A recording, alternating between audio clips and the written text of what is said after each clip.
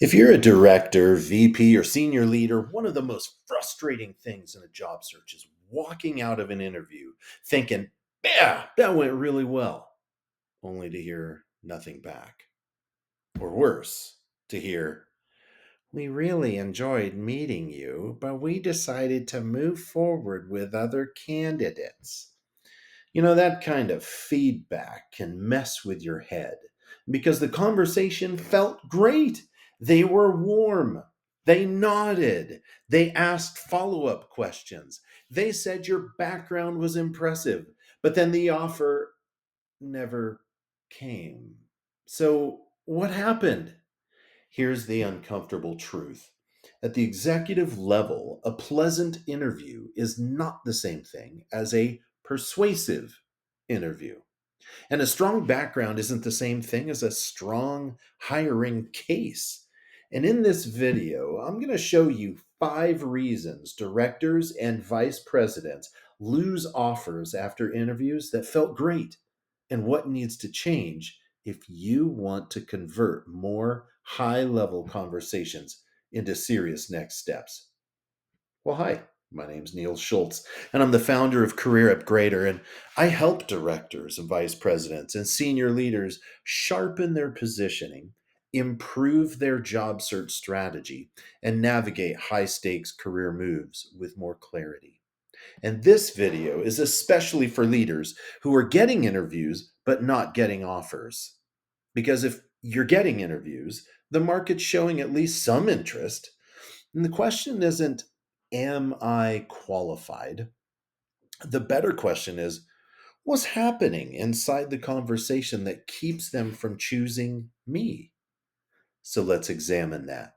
Point number one, you sounded credible, but not differentiated. The first reason is that you sounded great, but not differentiated.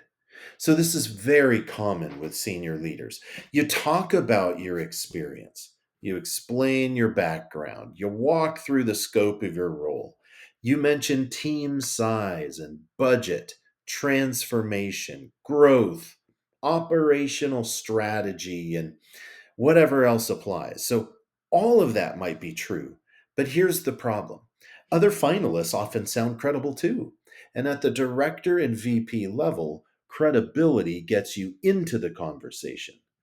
Differentiation helps you win it. The hiring team is not simply asking, can this person do the job? They're asking, why this person for this mandate at this moment instead of the other credible candidates? That means your interview cannot simply be a tour of your resume. It has to become a clear case for fit.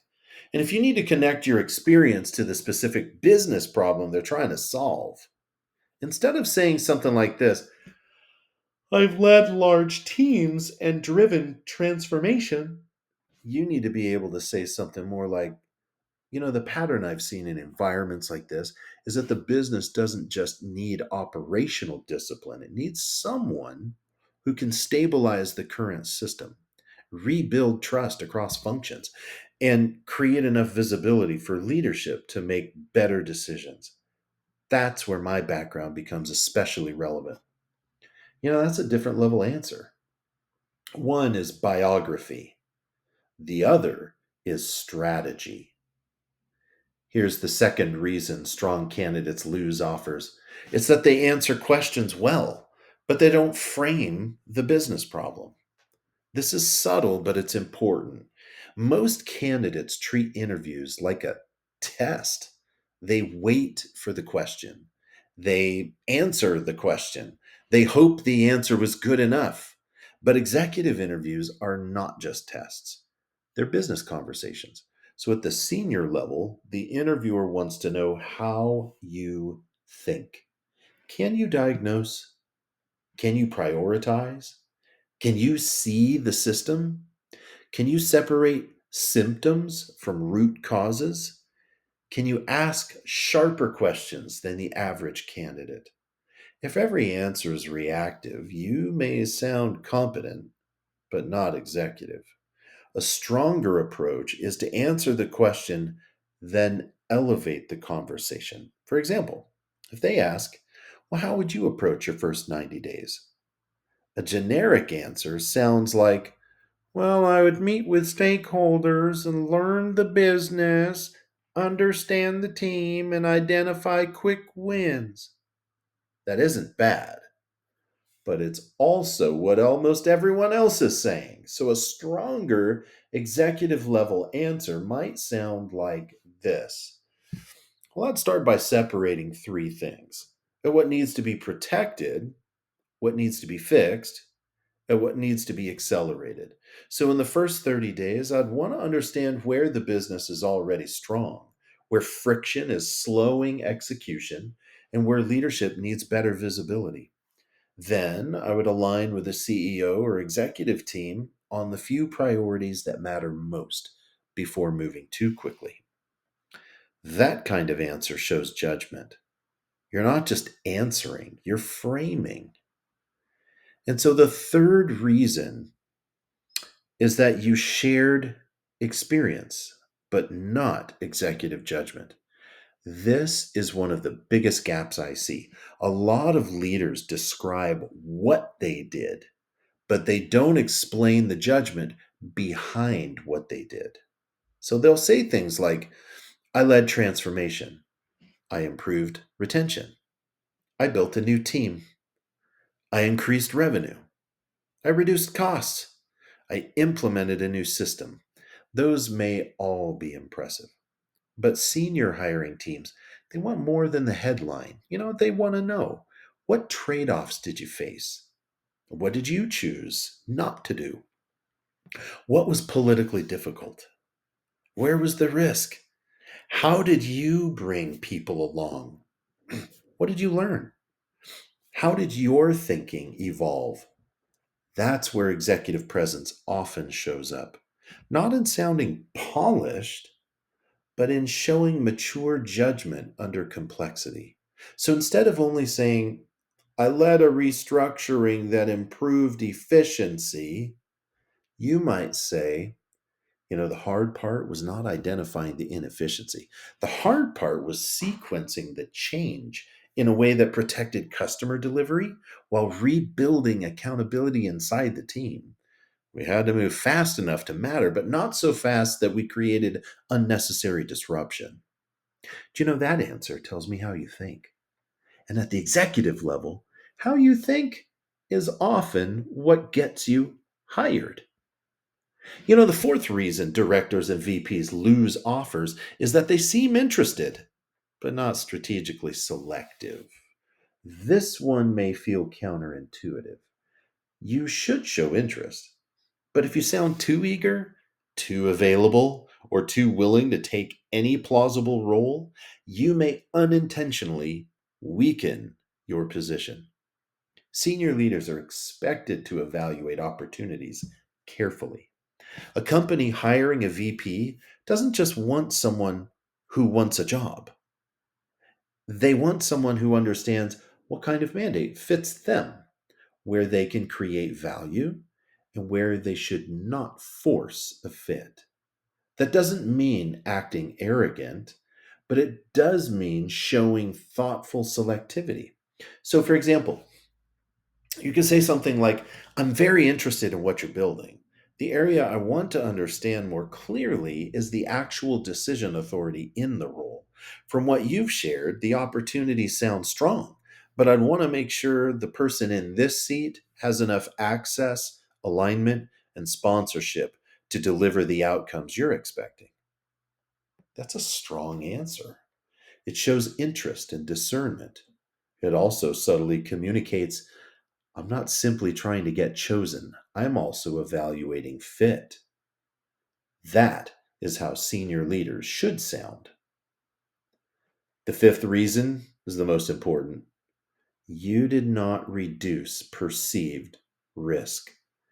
Every hire involves risk, but senior level hires carry more risk. The compensation's higher, the visibility is higher, the politics are more complex.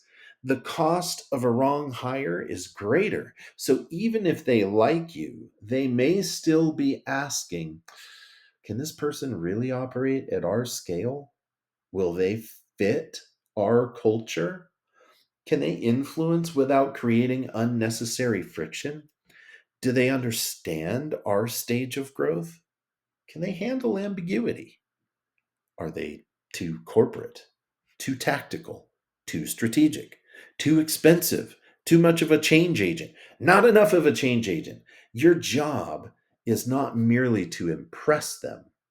Your job is to reduce the perceived risk of choosing you. So that means you need to name the likely concerns and answer them directly.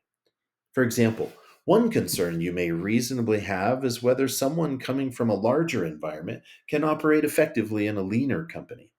That's a fair concern.